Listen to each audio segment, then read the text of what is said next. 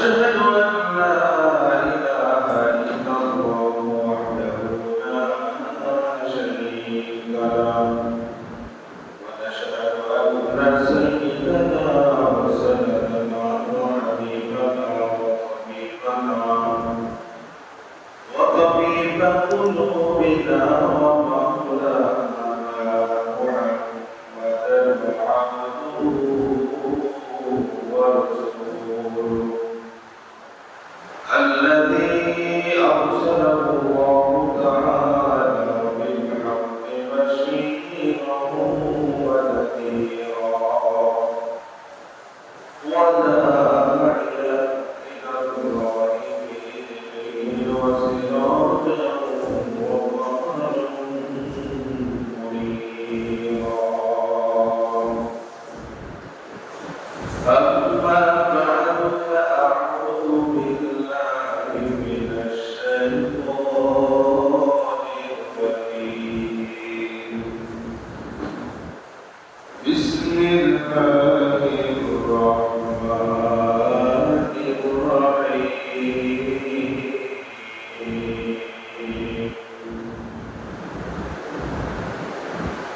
الذي قل هل ننبئكم بالأخسرين أعمالا الذين ضل سعيهم في الحياة الدنيا وهم يحسبون أنهم يحسنون صنعا. صدق الله العظيم. وقال رسول الله صلى الله عليه وسلم: الحسن والحسين سيدا شباب أهل الجنة أو كما قال عليه الصلاة والسلام. وقال تعالى في شأن حبيبه: إن الله وملائكته يصلون على النبي يا أيها الذين آمنوا صلوا عليه وسلموا تسليما.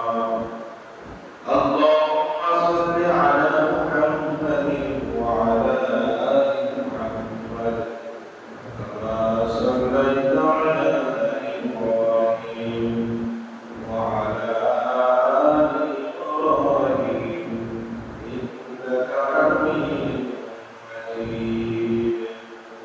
اللهم بارك على محمد وعلى آل محمد كما باركت على إبراهيم وعلى آل إبراهيم إنك حميد مجيد. بلغ العلا بكماله كشف الدجى بجماله حسن جميع خصاله. صلوا عليه وآله وزمانا من معززته وزمانا من معززته حامل القرآن وقر أو دليل وقر تارك القرآن وقر يا مانا شكر حسين سليمان ترحمي ومالك الشيخ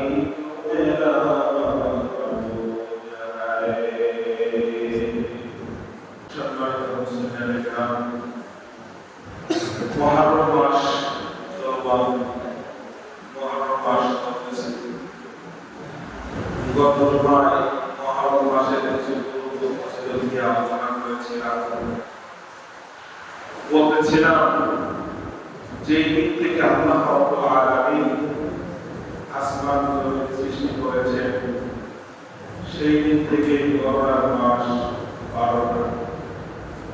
আল্লাহ তাআলা নিজে কালামুল্লাহ শরীফের মধ্যে ইরশাদ করে বলেছেন ইন্না ইদ্দাতাশ শুহুরি ইনদাল্লাহি ইসনা আশারাতা শাহরান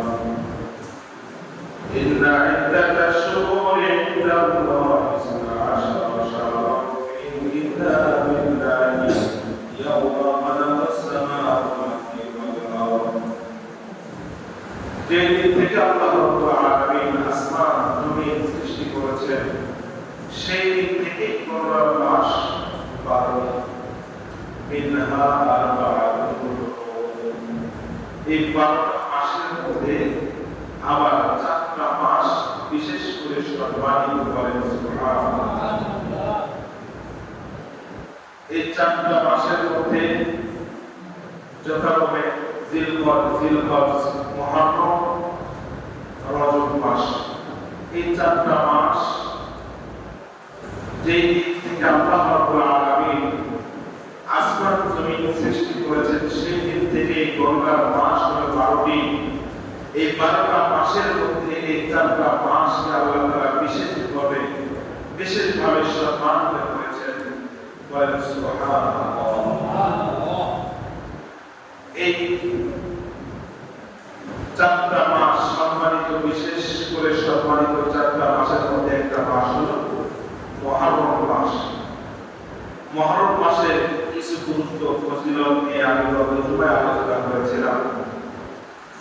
আজকে আমরা জানবো আমাদের মধ্যে কিছু ধারণা রয়েছে যে মুহররম মাস মানেই হলো কারবালা। মুহররম মাস মানেই হলো হাই হুসাইন।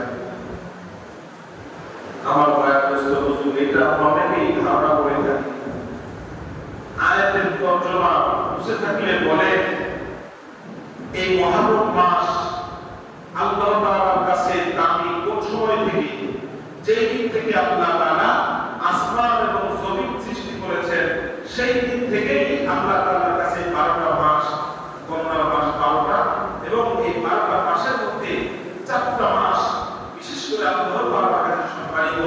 এই 4 মাসের মধ্যে একটা মাস হলো মুহররমের মাস।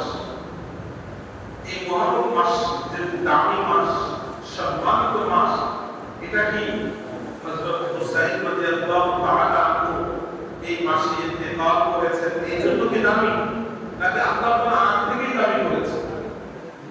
কথা বুঝতেছেন? হযরত হুসাইন রাদিয়াল্লাহু তাআলা শাহাদাত বরণ করেছিলেন ঐতিহ্যবাহী কারবালার ময়দানে 60 অথবা 61 হিজরিতে তিনি ইন্তেকাল করেছেন। আর কুরআনুল কারীম আল্লাহ তাআলা নাযিল করেছেন আরো আগে, এবং এই কুরআনুল কারীম আল্লাহ তাআলা বহুত আগ থেকেই লৌহে মাহফুজে আল্লাহ তাআলা সংরক্ষণ করে রেখেছিলেন। সুবহানাল্লাহ। আমার বয়োজ্যেষ্ঠ বুজুর্গ, মুহররম মাস মানে যে কারবালা, মুহররম মাস মানে যে হাই হুসাইন, নিজের শরীরকে নিজে যত্ন করা, নিজের শরীর নিজে যত্ন করে করা, এটা মানে মুহররম মাস নয়। মুহররম মাসকে আল্লাহ তাআলা দাবি করেছেন, সম্মানিত করেছেন এর আগ থেকে। মুহররম মাস এমন একটা সম্মানিত মাস যেই মাসকে আল্লাহ রাব্বুল আলামিনের সাথে সম্পৃক্ত করা হয়েছে হাদিস শরীফের মধ্যে। আল্লাহ হাবিব সাল্লাল্লাহু আলাইহি ওয়াসাল্লামের হাদিসের মধ্যে ইরশাদ করে বলেন, আফদালুস সিয়ামি বা'দা রমাদান শাহরুল্লাহিল মুহররম। বলে সবথেকে উত্তম মাসের পরে সবথেকে উত্তম হলো আল্লাহর মাস মুহররম মাসের কথা বলেন। সুবহানাল্লাহ। সম্পৃক্ত কর্মের মাধ্যমে কোন জিনিসের মর্যাদা বেড়ে যায়, সম্পৃক্ত কর্মের মাধ্যমে কোন জিনিসের দাম বেড়ে যায়। এরকম ভাবে মদিনাতে আল্লাহ রাসূল হিজরতের পূর্বে মদিনা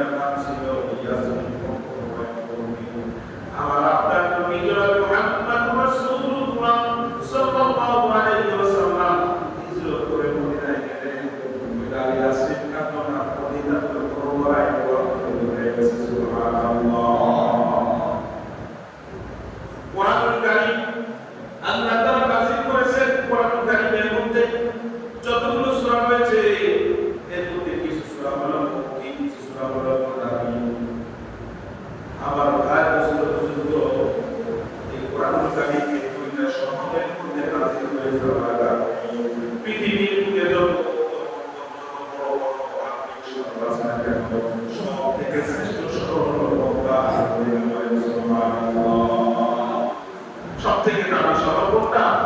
মক্কা আর মদিনা। কেন মক্কা মদিনায় নুজুলে কোরআনের সম্পর্ক রয়েছে, কোরআন নাযিল হওয়ার সম্পর্ক রয়েছে। তাহলে বুঝতে পারলাম মুহররম মাস এটা আগ থেকেই কোনো দামি মাস। মুহররম মাস এটা হযরত হুসাইন রাদিয়াল্লাহু তাআলা এই মাসে 10 তারিখে ইন্তেকাল করার পর এই মাসে নাম পাড়ে বরঞ্চ এই মাসকে আল্লাহ তাআলা আগে থেকেই দামি করেছেন, সম্মানিত করেছেন। সুবহানাল্লাহ। বাকি এই মাসের মধ্যে আল্লাহ তাআলা অনেক অনেক বড় বড় ঘটনা ঘটিয়েছেন, যেটা বরফের আব্দুল কাদের জিলানী রাহমাতুল্লাহ আলাইহি ওনার রচিত একটা কিতাব আছে বুনিয়াতুল কালিমিন। ওই কিতাবের মধ্যে উনি অনেকগুলো ঘটনা, প্রায় 12টা ঘটনা তিনি উল্লেখ করেছেন। এই ঘটনাগুলো সরাসরি যদিও কোরআন এবং হাদিস থেকে সমর্থিত নয়,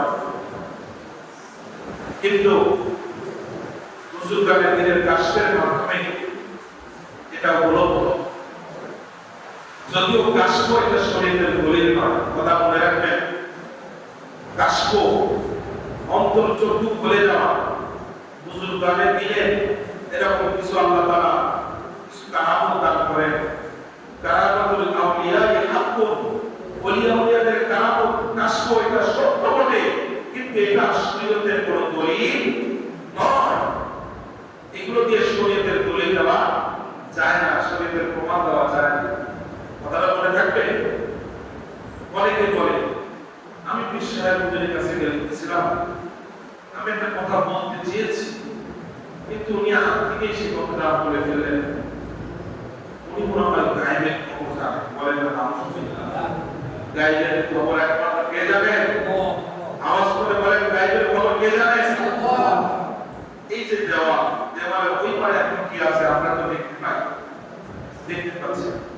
হ্যাঁ, যদি আপনাকে বলা হয় দেওয়ালের ওই পারে একটা গরু বান্ধা আছে, তো আপনি যদি কাউকে জানানোর মাধ্যমে জানতে পারেন, তো সেটা তো গায়েব থাকলো না, সেটা একটা খবর হয়ে গেল না। অনেকেই বলে যে আমরা বীর মুর্শিদ এটা জানি, ওটা জানি, গায়েবের খবর জানি। কাশফের মাধ্যমে অনেক কিছু জানতে পারি না, আল্লাহ জানান তাই জানতে পারে। নিজেদের এমন কোন কর্তৃত্ব ক্ষমতা কোন মানুষকে আল্লাহ তাআলা দেন নাই যে গায়েব সম্পর্কে অদৃশ্য সম্পর্কে জানতে পারবে। সেদিকে অনেক লম্বা ঘটনা, ইমাম মালিকের ঘটনা আপনারা অনেকে জেনেছিলেন, জানেন। উনি আল্লাহর কাছে খুব আশাবাদী ছিলেন, খুব আশা করতেন ওনার ইন্তেকাল যেন মদিনার মধ্যে হয়, খুব তিনি আশাবাদী ছিলেন। উনি মদিনার বাহিরে যেতেন না, যেন আমার ইন্তেকালটা কোথায় হয়? মদিনায়। উনি একবার স্বপ্নে আল্লাহ রাসূলকে দেখলেন। আল্লাহ রাসূলকে জিজ্ঞাসা করলেন, ও ভাই আমার ইন্তেকাল কবে হবে? একটু জানাই দিলে ভালো হবে। বলেন তো কোন মানুষের ইন্তেকাল কবে হবে, কোন মানুষ কবে বাঁচবে, এটা জানার ক্ষমতা আল্লাহ তাআলা দুনিয়ার কাউকে দিয়েছেন? কোন নবী বা মুহাম্মদ পর্যন্ত আল্লাহ তাআলা এটা জ্ঞান দান করেন নাই। তো আল্লাহ রাসূল শুধু হাত দিয়ে ইশারা করেছেন পাঁচ। এই পাঁচের ব্যাখ্যা কি? অনেক লম্বা ঘটনা, শুধু আমি বলছি। এটা পাঁচটা বিষয় আছে। লা ইলাহা ইল্লাল্লাহ খামসুন, লা ইলাহা ইল্লাল্লাহ, বলে পাঁচটা জিনিস আছে, যে পাঁচটা বিষয়ের জ্ঞান আল্লাহ ছাড়া আর কেউ জানে না। এর মধ্যে একটা হলো কোন মানুষ কতদিন বাঁচবে, কতদিন মরবে, গায়েবের খবর কেউ কোনদিন জানতে পারে। কথাটা মনে থাকবে নাকি ইনশাআল্লাহ? তো যাই হোক, হযরত হুসাইন রাদিয়াল্লাহু তাআলা উনি এই 10 মুহররম শাহাদাত বরণ করেছিলেন ঐতিহ্যবাহী কারবালার ময়দানে। আল্লাহ পাক রব্বুল আলামিন এই 10 মুহররমে অনেক অনেক ঘটনা ঘটিয়েছিলেন, যেগুলো সরাসরি কোরআন হাদিস দ্বারা যদিও সমর্থিত নয়, কিন্তু কোরআন হাদিসের বিরোধী নয়। হুজুরগানের দিনের কাশফের মাধ্যমে যেগুলো পাওয়া গেছে, যেটা বরফের আব্দুল কাদের জিলানী রাহমাতুল্লাহ আলাইহি ওনার এক রচিত কিতাব বুনিয়াতুল কালিমিনের মধ্যে উল্লেখ করেছিলেন। সেই ঘটনাগুলো ইনশাআল্লাহ আমি ধারাবাহিকভাবে আলোচনা করব। 10 মুহররম আল্লাহ পাক রব্বুল আলামিন যে ঘটনাগুলো ঘটিয়েছিলেন এর মধ্যে প্রথম চমৎকার ঘটনা হলো মানুষ সৃষ্টির ঘটনা। মানুষকে সৃষ্টি আল্লাহ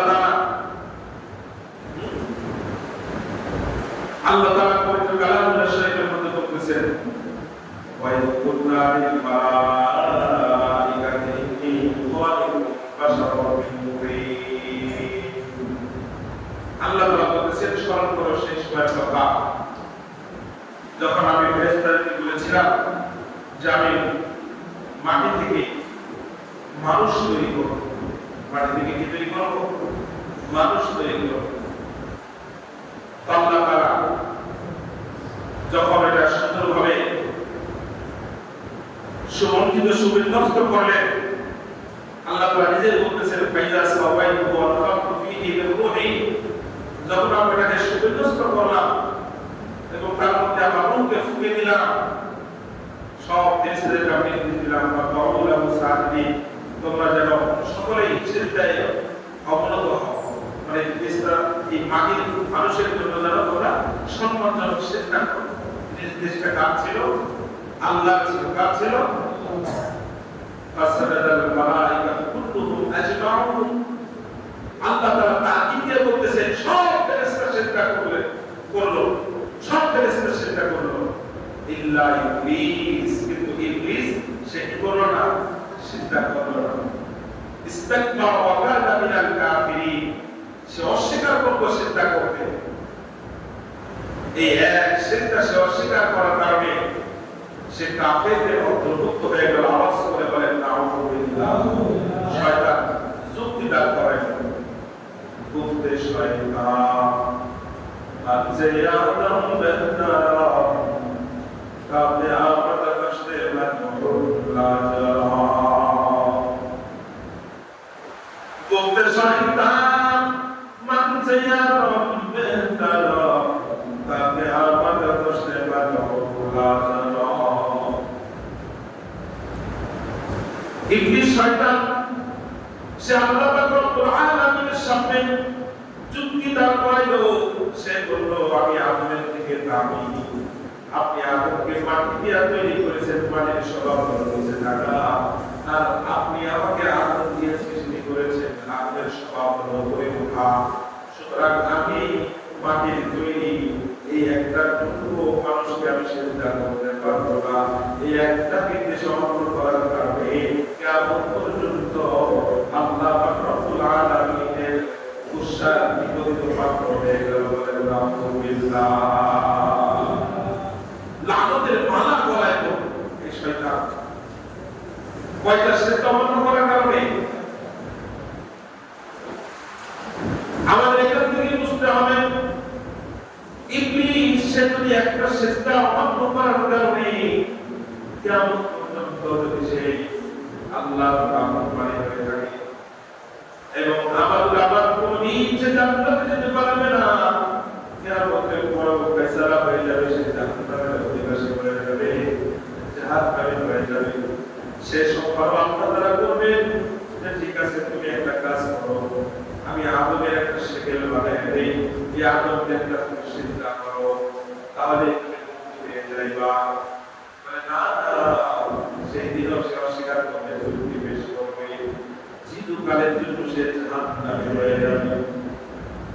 সম্মানিত মুসলমান, এখান থেকে আমাদের শিক্ষা হাসিল করতে হবে শয়তান একটা সিজদা অমান্য করার কারণে সে যদি আল্লাহর নাফরমানি হয়ে যায়, কাফের হয়ে যায়, চিরকালের জন্য সিজদা অমান্য হয়ে যায়। আমি আপনি এর মধ্যে কোনটা সিজদা আল্লাহ তাআলাকে দেওয়া থেকে বিরত থাকতেছি। পাঁচ ওয়াক্ত নামাজ আমার উপরে আপনার উপর আল্লাহ তাআলা ফরজ করেছিলেন। এই পাঁচ ওয়াক্ত নামাজের হক আমরা দেরি আদায় করতেছি না, পাঁচ ওয়াক্ত নামাজ আমরা দেরি আদায় করতেছি না। দুই একজন আসি এত বড় মসজিদ বানাইবেন, দুই তালা মসজিদ কতগুলো টাকা, কিন্তু মুসলিমদের সরকার হাতে গোনা কয়েকবার বানানো এইটা বাইরে আমাদের খবর নাই। বদরের আযাব হয়ে যায়, কারণের পিছনে একটা বাইরে থাকি, জোহরের সময় কাজে ব্যস্ত থাকি, আসরের সময় বিভিন্ন বিনোদনে ব্যস্ত, মাগরিবের সময় বিভিন্ন কাজে ব্যস্ত, এশার সময় অবসর সময় দোকানে বসে বসে টেলিভিশন বিবি বাল্লাতে সব পালায় আছে দোকানে বসে থাকে 10টা 11টার সময় বাড়িতে আসে ঠিক কিনা বলে কোন দিকে চলতেছি বলেন হ্যাঁ কোন দিকে চলতেছি ওই যে একজন কবি ও প্রাপ্ত হৃদয় নিয়ে সঙ্গীতের মধ্যে বলেছিলেন জয়ের ঘর গেল বর্ণনী নামাজ জোরে উঠবে ছিলে নিয়ে সত্যকার জয়ের ঘর গেল বর্ণনী নামাজ জোরে উঠবে ছিলে নিয়ে সত্যকার হেলাই হেলাই গেল তো আসরের গান হেলাই হেলাই গেল আসরের গান মাগরিব পড়লে না নামাজের সাজ বিনোদনে কেটে গেল এশার সময় এতটুকু জানলো না কবরের ভয়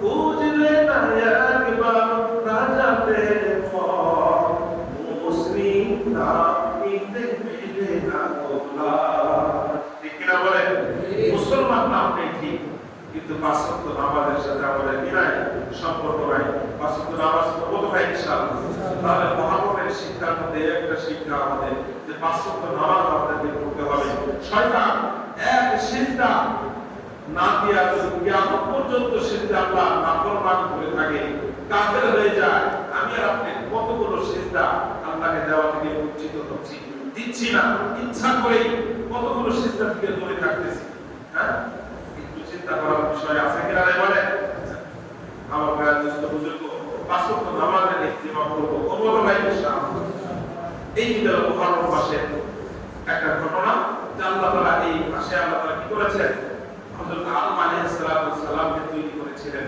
এবং আদম আলাইহিস সালামের তওবা আল্লাহ তাআলা এই মুহররম মাসের 10 তারিখে কি করেছিলেন গ্রহণ করেছিলেন সুবহানাল্লাহ বলেন আল্লাহ তাআলা পবিত্র কালামুল্লাহ শরীফের মধ্যে বলেছেন তাআলা আদম কে রব্বিহি কালিমাতিন ফাতাবা আলাইহি আল্লাহ তাআলার কাছ থেকে আদম আলাইহিস সালাম কিছু বাক্য কিছু কালিমা তিনি প্রাপ্ত করে লাভ করলেন যেগুলোর উসিলায় আল্লাহ পাক রব্বুল আলামিন আদম আলাইহিস সালামের তওবাকে গ্রহণ করেছেন সুবহানাল্লাহ সেই কালিমাগুলো কি মুফাসসিরিনে কেরাম বলেন রব্বানা আতিনা ফিদ দুনিয়া রব্বানা সালামনা আনফুসানা ওয়া ইল্লাম তাগফির লানা ওয়া তারহামনা লানাকুনান্না মিনাল খাসিরিন সুবহানাল্লাহ এই দোয়া আল্লাহ তাআলার কাছে করেছিলেন এই বাক্য হযরত আদম আলাইহিস সালামকে কে শিখিয়ে দিয়েছিলেন আল্লাহ রাব্বুল আলামিন শিখিয়ে দিয়েছিলেন কথাগুলো মনে রাখবে আমরা দোয়ার সময় বলি কি বলি না রব্বানা যালামনা আনফুসানা ওয়া ইল্লাম তাগফির লানা ওয়া তারহামনা লানাকুনান্না মিনাল খাসিরিন কিন্তু আপনারা অনেকেই একটা কথা শুনে আসছি বহুত আগে থেকে আমি নিজেও জানতাম যে হঠাৎ করে একদিন আদম আলাইহিস সালামের পরে যে আল্লাহ তাআলার আরশের পাশে মুহাম্মদ সাল্লাল্লাহু আলাইহি ওয়াসাল্লামের নাম লেখা সেই নামের উসিলায় যখন ক্ষমা চেয়েছেন তো আল্লাহ তাআলা আদম আলাইহিস সালামকে দিয়েছেন মাফ দিয়েছেন এই ঘটনা কতটুকু সত্য আমার জানা নেই তবে তাফসীরটা সকলেই এই বিষয়ে একমত যে ফাতালাক্কা আদম মির রাব্বিহি কালিমাতিন ফাতাবা আলাইহি আদম আলাইহিস সালাম আল্লাহর পক্ষ থেকে কিছু বাক্য লাভ করলেন যে বাক্যগুলো মুসিলায় আল্লাহ তাআলা আদম আলাইহিস সালামকে মাফ করলেন সেই বাক্যগুলো কি ছিল রব্বানা যালামনা আনফুসানা ওয়া ইল্লাম তাগফির লানা ওয়া তারহামনা লানাকুনান্না মিনাল খাসিরিন কিন্তু আমরা অনেকেই বলে থাকি যে মুহাম্মদ সাল্লাল্লাহু আলাইহি ওয়াসাল্লামের নামে মুসিলায় হযরত আদম আলাইহিস সালাম ক্ষমা লাভ করেছিলেন ঘটনা কতটুকু সত্য আমার জানা নাই এই কথার উপরে কিন্তু গজলও বানাইছে আছে না নাই আদি পিতা আদম সব মুসিবতে পড়ে মোদের নবী উসিলাতে আল্লাহ কবুল করে শুনছেন কিন্তু এই ঘটনা এই তথ্যটা কতটুকু সত্য এটা যাচাই করা দরকার তো যাই হোক আদম আলাইহিস সালামের তওবা আল্লাহ তাআলা এই তারিখে মুহররম মাসের 10 তারিখে আল্লাহ তাআলা কি করেছিলেন? গ্রহণ করেছিলেন। এই মুহররম মাসে আরেকটি ঘটনার মধ্যে অন্যতম এবং যেটা নিয়ে ঢাকা মোহাম্মদপুর সহ বিভিন্ন দেশে অনেক জায়গায় কিছু শরীয়তের বহির্ভূত কাজ কার্যকলাপ করা হয়, হাই সাইকেলের মাতন করা হয়, বুক কামড়ানো হয়, এরপরে নিজের শরীরকে জখম করা হয়, সেটা হলো হযরত হুসাইন রাদিয়াল্লাহু তাআলা শাহাদাতের ঘটনা। আমি আপনাদেরকে তর্জমা আয়াতের তর্জমা আগেই জানিয়ে রেখেছিলাম যে গণনার মাস কয়টা? 12টা, এবং এই 12টা মাসের মধ্যে 4টা মাস বিশেষ করে আল্লাহর কাছে সম্মানিত। এইগুলো কবে থেকে? যে দিক থেকে আল্লাহ তাআলা আসমান জমিন তৈরি করেছেন সেই দিক থেকে। তাহলে হিজরতে 60 বছর পরে এসে জনাবে মুহাম্মদ রাসূলুল্লাহ সাল্লাল্লাহু আলাইহি ওয়াসাল্লামের হিজরতে অর্ধশতাব্দীর পরে এসে 61 হিজরিতে এসে যেটা আবিষ্কার হলো হাই হুসাইন, সেটার কারণে মুহররম মাসের সম্মান বেড়ে গেছে। হুসাইন রাদিয়াল্লাহু তাআলা এই মাসে শাহাদাত বরণ করার কারণে এই মাসের সম্মান বেড়ে গেছে। এটা একটা আমাদের ভুল ধারণা ছাড়া কিছুই না। তবে হ্যাঁ, হযরত হুসাইন রাদিয়াল্লাহু তাআলা উনি একজন শ্রেষ্ঠতম বড় একজন সাহাবী, এটা সকলকে বিশ্বাস করতেই হবে, এবং তার শাহাদাত বড়ই হৃদয় বিদারক এক ইতিহাসের সাথে সম্পৃক্ত, সেটা আমাদের মানতে হবে। তার শাহাদাত ছিল খুব করুণ এক শাহাদাতের ঘটনা, সেটাও আমাদের মানতে হবে। কিন্তু তার শাহাদাতের কারণে এই মুহররম মাসের সম্মান বেড়ে গেছে বিষয়টা এমন না, বরঞ্চ মুহররম মাস এটা আগে থেকেই সম্মানিত। কথা বুঝতে পারছেন নাকি? হযরত হুসাইন রাদিয়াল্লাহু তাআলা তিনার বাবা ছিলেন হযরত আলী রাদিয়াল্লাহু তাআলা। হযরত আলী রাদিয়াল্লাহু তাআলা উনিও কিন্তু মুনাফিক গোষ্ঠীদের চক্রান্ত করে, সাবেঈ গোষ্ঠীদের চক্রান্ত করে উনিও কিন্তু শাহাদাত বরণ করেছিলেন। ওনার ভাই হযরত হাসান রাদিয়াল্লাহু তাআলা উনি যখন ইন্তেকাল করলেন, তখন ওই ইয়ামেনবাসী কিছু মুনাফিক সাহাবা গোষ্ঠী, আব্দুল্লাহ ইবনে উবাই, এই কিছু চেলাপেলা, এরা বারবার চিঠি পাঠাতে শুরু করলো হযরত হুসাইন রাদিয়াল্লাহু তাআলার কাছে। কেন চিঠি পাঠাইলো? চিঠির মধ্যে লিখছে, আমির মুআবিয়া উনি দুনিয়া থেকে ইন্তেকাল করেছেন, শাহাদাত ইন্তেকাল করেছেন। তো এই সাহাবীর ইন্তেকালের পরে ওনার বাবা অর্থাৎ আমির মুআবিয়া নিজেই তার সন্তান ইয়াজিদকে খলিফা মনোনীত করেছিলেন। এখান থেকে কয়েকটা জিনিস আমাদের ক্লিয়ার হওয়া দরকার। এক নম্বর, আমির মুআবিয়া রাদিয়াল্লাহু তাআলা উনি একজন জলিল কদর সাহাবী ছিলেন। বলেন সুবহানাল্লাহ। আমির মুআবিয়া একজন জলিল কদর কি ছিলেন? সাহাবী ছিলেন, এবং সাহাবীদের ব্যাপারে কোনো প্রকার অমূলক ধারণা পোষণ করার কিন্তু সরিষার পরিমাণ সুযোগ নাই। কারণ আল্লাহ রাসূল হাদিসের মধ্যে বলেছেন, ওয়ালা রাসূলুল্লাহ সাল্লাল্লাহু আলাইহি ওয়াসাল্লাম আসহাবী কানতু বিআইয়িহিম ইত্তাকাইতু বিহুদাইতু ওয়া মান দুনিয়া মানুষের শুনো, আমার সাহাবীরা আমার আকাশের নক্ষত্র সমতুল্য, একজন নক্ষত্র সাহাবীর জন্য করতে পারো তাহলে সুদা তোমরা জান্নাতে চলে যাবে। সুবহানাল্লাহ। পবিত্র কালামুল্লাহ শরীফের মধ্যে আল্লাহ পাক রব্বুল আলামিন বলেছেন, আমিনু কামা আমানান নাস, মানুষেরা যেরকম ভাবে ঈমান আনয়ন করেছে তোমরাও সেরকম ভাবে ঈমান আনয়ন করো। সমস্ত মুফাসসিরিন কেরাম বলেন, আমিনু কামা আমানান নাস আই সাহাবা, সাহাবায়ে কেরাম রাদিয়াল্লাহু আনহুম যেরকম ভাবে ঈমান আনয়ন করেছে তোমরাও সেরকম ঈমান আনয়ন করো। সাহাবীদের নমুনায় ঈমান আনা নির্দেশ আল্লাহ তাআলা দিয়েছেন। বোঝা গেল সাহাবীরা অনেক উপরে বলেন সুবহানাল্লাহ। এবার খুতবার মধ্যে পড়ি আল্লাহ আল্লাহ ফি আসহাবি, পড়ি কি পড়ি না? আল্লাহ আল্লাহ ফি আসহাবি, আয়েশা মানুষেরা সাবধান সাবধান, আল্লাহকে ভয় করো, আল্লাহকে ভয় করো। আল্লাহ আল্লাহ আইয়ুল্লাহ ফি আসহাবি, আমার সাহাবীদের ব্যাপারে তোমরা আল্লাহকে ভয় করো, আল্লাহকে ভয় করো। সাহাবীদের ব্যাপারে মুখলা বিদ্বেষ করেন নাই, দেন নাই। এরপর আল্লাহ তাআলা সূরা বাইয়িনার মধ্যে বলতেছেন রাদিয়াল্লাহু আনহু ওয়া সাহাবীদের উপরে আল্লাহ তাআলা রাজি, সাহাবীরাও আল্লাহর উপরে রাজি, বলেন সুবহানাল্লাহ। আল্লাহ তাআলা যাদেরকে maaf করে দিয়েছেন তাদের ব্যাপারে সুই লুকানোর ক্ষমতা আল্লাহ তাআলা আমাদেরকে দান করছেন নাকি? তাদের ব্যাপারে কথা বলা যাবে কেন? তাদের ব্যাপারে কোনো ইলকল করা যাবে না।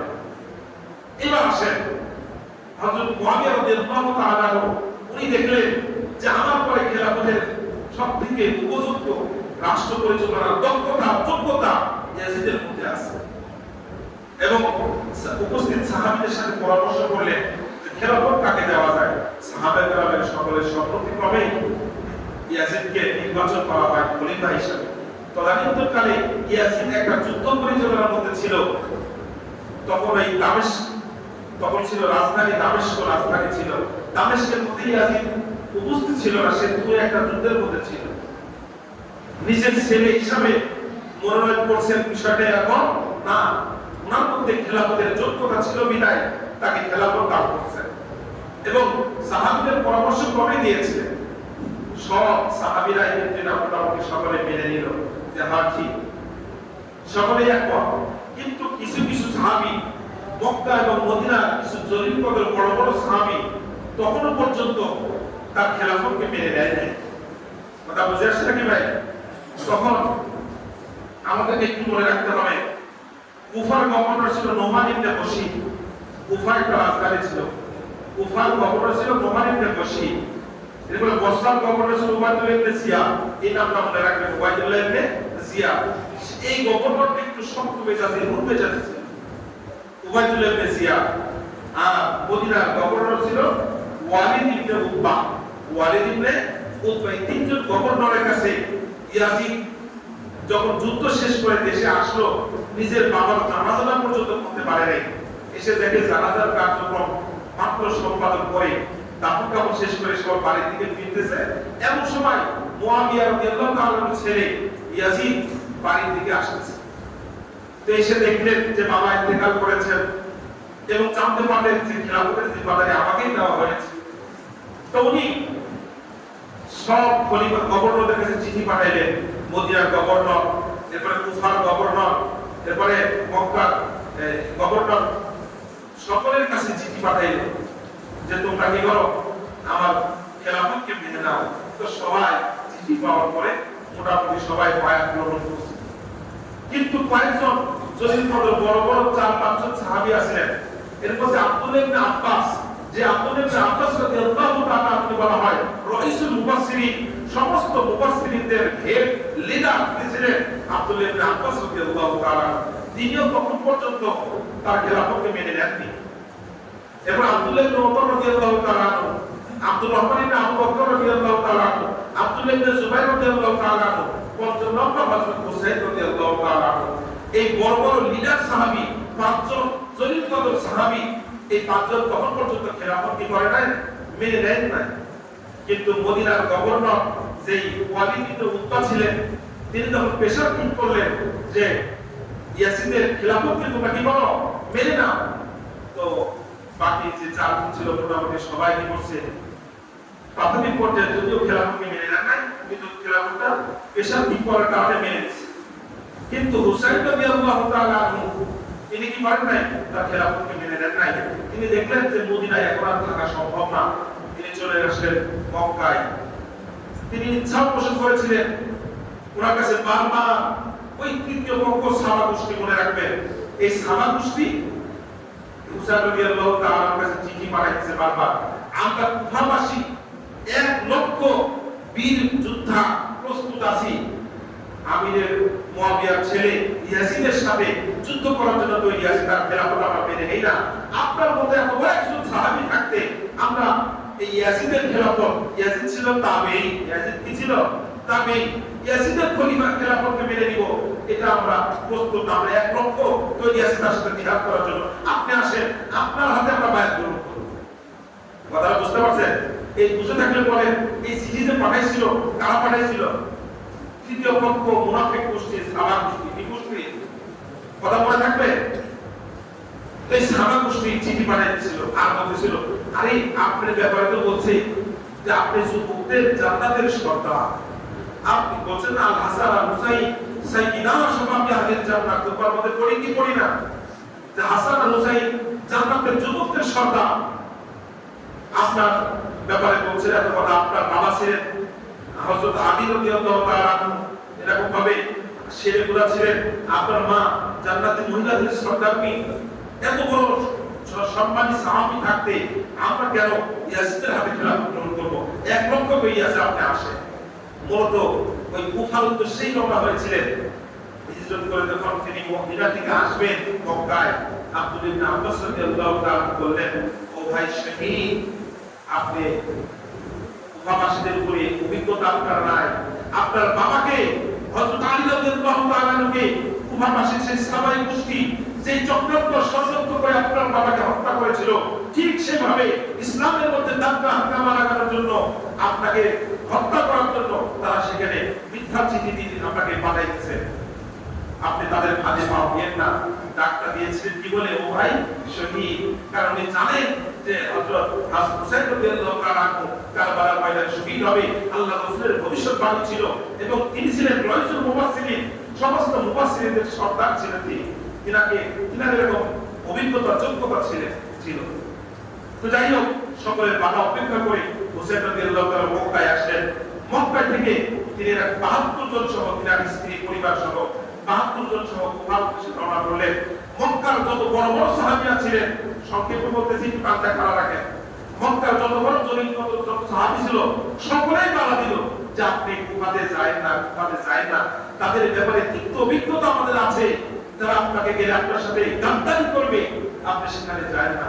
কিন্তু সকলের বাধা উপেক্ষা করে হুসাইন রাদিয়াল্লাহু তাআলা রওনা হয়ে গেলেন কোথায়? কুফার উদ্দেশ্যে।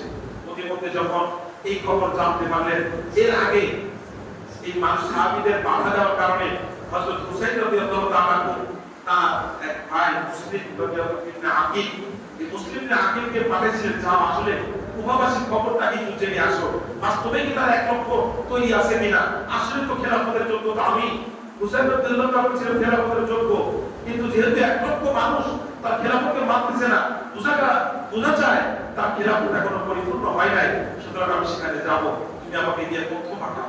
চলে গিয়ে দেখলাম বাস্তবে ১ লক্ষ জন তৈরি আছে, এরকম অনেক এরকম মানুষের তৈরি আছে তার সাথে ইয়াজিদের বিপক্ষে লড়াইয়ের জন্য। তো তৈরি যখন আছে, তিনি চিঠি পাঠাইলেন হুসাইন রাদিয়াল্লাহু তাআলার কাছে, হ্যাঁ ঘটনা ঠিক, তারা তৈরি আছে। এর ভিতরে ঘটনা ঘটে যায় ভিন্ন রকম। কি ঘটনা? এদিক থেকে ইয়াজিদ জানতে পারলো যে হযরত হুসাইন রাদিয়াল্লাহু তাআলা ৭২ জন নিয়ে এদিকে আসতেছে, দামেস্কের দিকে আসতেছে। তখন সে একটা দল পাঠাইলো যে যাও তার প্রতিরোধ করো। এই দলটা আসলো, আসার পরে তাকে দেখলো যে হুসাইন রাদিয়াল্লাহু তাআলা ৭২ জন নিয়ে আসতেছে, তো তাকে বাধা দিল। বাধা দেওয়ার পরে তিনি তার সফরকে ঘুরায়া পুরাতন দিক থেকে আসলেন, যে জায়গার নাম ছিল কারবালার ময়দান। সেখানে আসার পরে তিনি জানতে পারলেন যে আসলে যে খবর আমার ভাই আমাকে পাঠিয়েছিল, সেই খবরটা ছিল ভুল খবর। আসলে খবরটা ছিল ঠিকই। যখন মুসলিম ইবনে আকিল এই চিঠি পাঠানোর পরে ওই যে ইয়াজিদ যে গভর্নর নিযুক্ত করেছিলেন, দামেস্কের যে গভর্নর নিযুক্ত করেছিলেন, কুফার গভর্নর ওবায়দুল্লাহ ইবনে জিয়াদ, এই ওবায়দুল্লাহ ইবনে জিয়াদ খুব রূঢ় মেজাজের অধিকারী ছিল।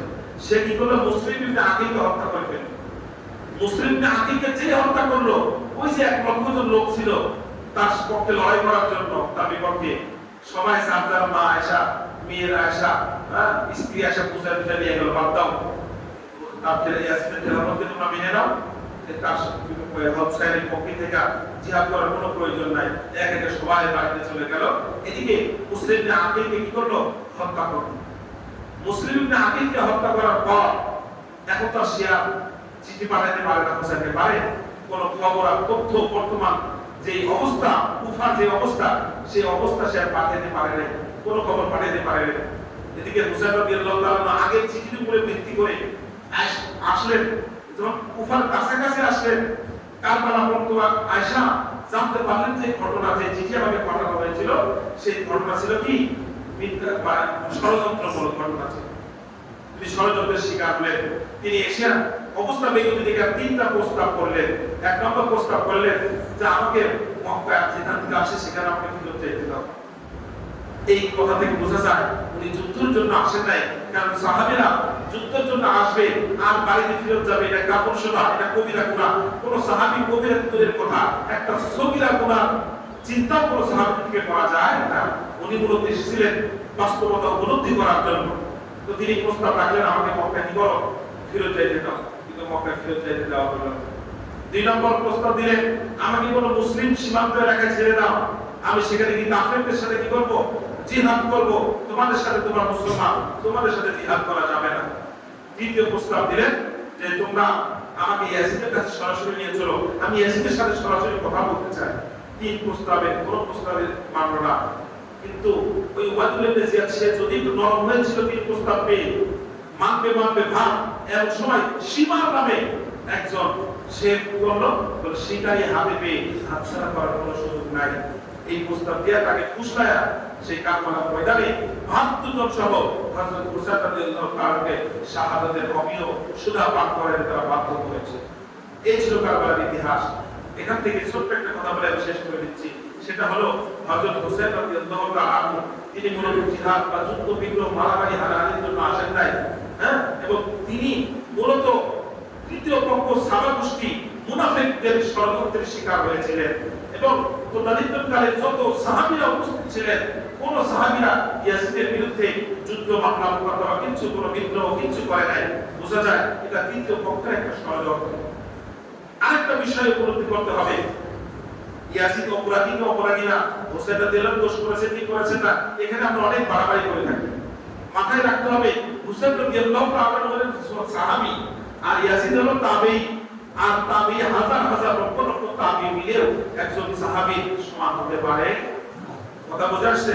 অবশ্যই হোসেন রাদিয়াল্লাহু তাআলা আনহু ব্যাপারে আল্লাহ রাসূল বলেছেন হাসান আর হুসাইন রাইহানাই আমার দুই চোখের শীতলতা। হাসান আর হুসাইন তারা হলো আমার সুঘ্রাণ। আল্লাহ রাসূল অনেক সময় তাদের শরীর থেকে ঘ্রাণ নিতেন। কথা বোঝা আসছে নাকি ভাই? সুতরাং ইয়াজিদের বিপরীত হুসাইনকে রাদিয়াল্লাহু তাআলাকে অসম্মানী করা করলে সাথে সাথে ঈমান নষ্ট হয়ে যাওয়ার সম্ভাবনা আছে। এবং হুসাইনের বিপক্ষে ইয়াজিদের প্রশংসাও করা যাবে না। বাকি ইয়াজিদের ক্ষমতা হাতে থাকা অবস্থায় হুসাইন রাদিয়াল্লাহু তাআলার মতো এত বড় একজন জলিল কদর সাহাবী শাহাদাত বরণ করলেন, নির্মমভাবে হত্যা হলো, তিনি ঠেকাইতে অক্ষম হয়েছেন। এটা তার রাজনৈতিক দূরদর্শিতাহীনতার মধ্যে ভুগছেন বিদায় এটা তিনি ব্যর্থ হয়েছেন, ব্যর্থ একজন খলিফা। কথা বুঝে আসছে নাকি ভাই? এখান থেকে আমাদের মনে রাখতে হবে সাহাবীরা নির্দোষ, সাহাবীদের ব্যাপারে কেউ লোকাল কোনো সুযোগ নাই। ইয়াজিদের করা যাবে না, প্রশংসা করা যাবে না। এটা কারবালার ময়দানের ইতিহাস একটা ষড়যন্ত্রমূলক ইতিহাস। কি তৃতীয় পক্ষ সাবা গোষ্ঠীদের ষড়যন্ত্রের ইতিহাস। মূলত মুসলিম কখনোই তারা কি করেন নাই, মারামারি হানাহানি করেন নাই। আল্লাহ তাআলা আমাদের সবাইকে বোঝার তৌফিক দান করেন।